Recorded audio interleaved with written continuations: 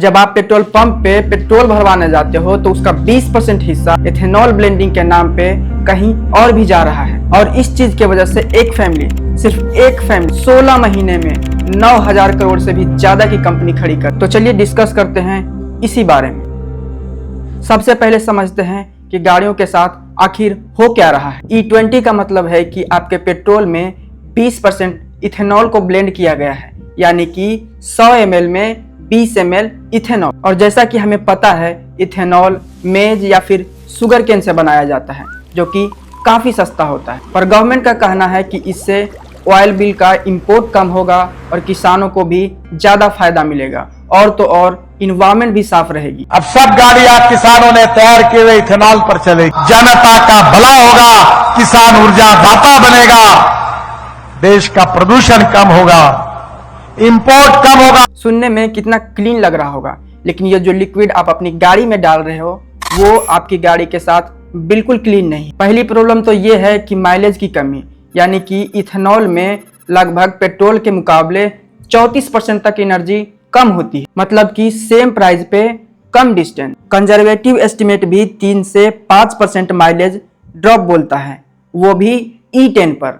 E20 पे तो इससे काफी ज्यादा हो सकता है। तो टेक्निकली आप पेट्रोल पंप पे ज्यादा बार जा रहे हो या फिर ज्यादा पैसे दे रहे हो, वो भी सेम डिस्टेंस के लिए। मतलब कि हम E20 को भी सेम पेट्रोल प्राइस पे क्यों खरीद रहे हैं? ना तो पेट्रोल का प्राइस कम हुआ, ना ही आपका बिल कम हुआ, तो सिर्फ माइलेज। और दूसरी प्रॉब्लम है कोरोजन। एथेनॉल हाइग्रोस्कोपिक होता है, फैंसी वर्ड है, लेकिन इसका मतलब बिल्कुल सिंपल है। ये हवा से मॉइस्चर को ऑब्जर्व करता है और ये मॉइस्चर आपकी गाड़ी के अंदर जाती है। पुरानी गाड़ियां BS4 या उससे पहले की, जिसमें स्टील फ्यूल टैंक है, रबर हॉसेस है या फिर पुराने गैस्केट है, बाहर से गाड़ी शाइन कर रही है और अंदर रस्ट की पाड़ी चल रही है। और तीसरी प्रॉब्लम, ये सबसे खतरनाक वाला है, फेज सेपरेशन। अगर टैंक में थोड़ा भी पानी आ गया बारिश की वजह से या फिर कंडेंसेशन या फिर कुछ और भी, तो इथेनॉल पेट्रोल से अलग हो जाता है, वो नीचे बैठ जाता है, उसका एक अलग तरह से लेयर बन जाती है। और जब वो इंजन में जाती है तो उसके वजह से होती है इंजन डैमेज, जिसका बिल लगभग 50,000 से लेके 2 लाख तक का है। और सबसे इंटरेस्टिंग पार्ट तो ये है कि आज इंडिया में 90,000 से ज्यादा पेट्रोल पंप है, लेकिन वहां भी सिर्फ E20 मिल रहा है। अनब्लेंडेड पेट्रोल मिलना तो मुश्किल हो गया है। तो ये थी आपकी गाड़ी की कहानी। अब आते हैं real story, the highway man का दूसरा चेहरा। 2014 में एक आदमी आया, बड़ी मूछे, बड़ी स्माइल, आवाज में कन्विक्शन, नाम नितिन गडकरी। और जितना काम मैंने 10 साल में किया वो तो ट्रेलर था।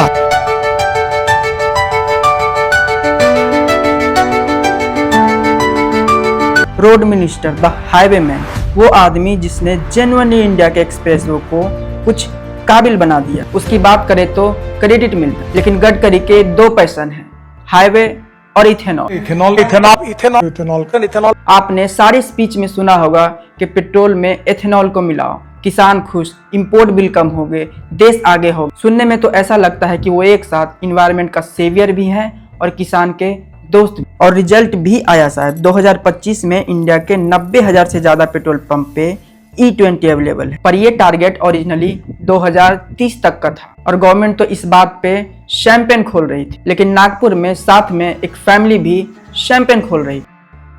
पूर्ति से सियान तक एक परिवार की ग्रोथ स्टोरी। नागपुर में एक बिजनेस ग्रुप था, पूर्ति group, sugar mill, agro processing oil, classic Maharashtrian business family setup. एक टाइम पे इनके नाम पे काफी कंट्रोवर्सी थी। फाइनेंशियल क्वेश्चन, पॉलिटिकल लिंक्स एक अलग एपिसोड है, आज हम वहां नहीं जाते हैं। पूर्ति ग्रुप के बाद 2 कंपनियां उभरी, मानस एग्रो एंड सियान एग्रो। मानस एग्रो के MD सारंग गडकरी, यानी कि नितिन जी के बेटे, और वहीं सियान एग्रो के MD निखिल गडकरी, नितिन जी के दूसरे बेटे। पर ये कोई बड़ी बात नहीं है, इंडिया में पॉलिटिशियंस के बेटे बिजनेस तो करते ही है, इसमें कोई बड़ी क्राइम नहीं। लेकिन एक बार नंबर्स भी देखते हैं। सियान एग्रो पहले एक छोटी कंपनी थी जो साबुन, spices oil, boring, agro chemical process ये सब बनाती थी। उनका फाइनेंशियल ईयर Q1 का रेवेन्यू था 17 करोड़ और वहीं फाइनेंशियल ईयर 2026 Q1 का रेवेन्यू है 511 करोड़, यानी कि प्रॉफिट एक सिंगल क्वार्टर में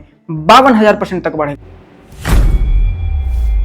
और स्टॉक प्राइजेज 40 रुपया से लेके 3,100 ₹38 तक पहुंच गया, वो भी सिर्फ 16 महीनों में। मार्केट कैप पीक पर है 9,222 करोड़। मतलब एक छोटी सी एग्रो कंपनी जो साबुन बेचती थी आज 9,000 करोड़ की है। और वो भी ये सब हुआ उस एग्जैक्ट विंडो में जब गडकरी जी सीनियर पार्लियामेंट में E20 डेडलाइन को एक्सलेट करवा रहे थे। कोइंसिडेंस हो भी सकता है, लेकिन शायद ये कोइंसिडेंस बहुत ही वेल टाइम्ड लगती है। द एक्विजिशन स्प्री, जब लकी टाइमिंग एक पैटर्न बनाने लगती है। सियान ने इस वक्त एक्विजिशन भी की।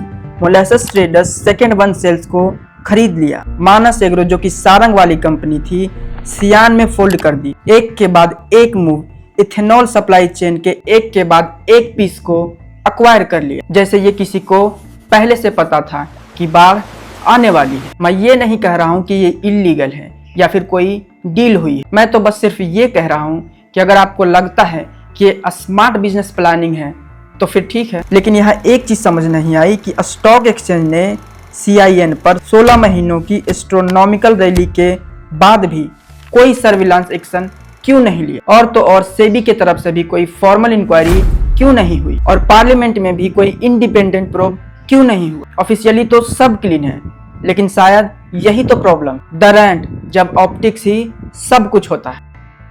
अपोजिशन ने शोरगुल मचाया कि कॉन्फ्लिक्ट ऑफ इंटरेस्ट है, मिनिस्टर पॉलिसी बना रहे हैं अपने बेटे के लिए एंड वगैरह वगैरह। किसी ने सोशल मीडिया पे ये भी लिखा था कि हाईवे और इथिक्स दोनों कोलैप्स हो रहे हैं, तो इन्हें नींद कैसे आ रही है। और ये लाइन जेन्युइनली मुझे पसंद आई, क्योंकि इनमें एक सच्चाई दिखती है कि जब एक मिनिस्टर 10 साल से ज्यादा एक पॉलिसी को आगे बढ़ाता है, पर्सनली, पब्लिकली एंड वोकली, और उसी पॉलिसी की वजह से एक इंडस्ट्री 9,000 करोड़ की हो जाती है, और इस इंडस्ट्री में उनके अपने बेटे MD हैं, तो कॉन्फ्लिक्ट ऑफ इंटरेस्ट को प्रूव नहीं करना पड़ता है। Is it not conflict of interest that Nitin Gadkari's son has ethanol blending distilleries? Is it conflict of interest, yes or no?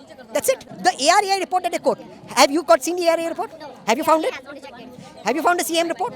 Why? You're quoting a report and you don't say. So it's all about trust us, bro. We know what's going on. What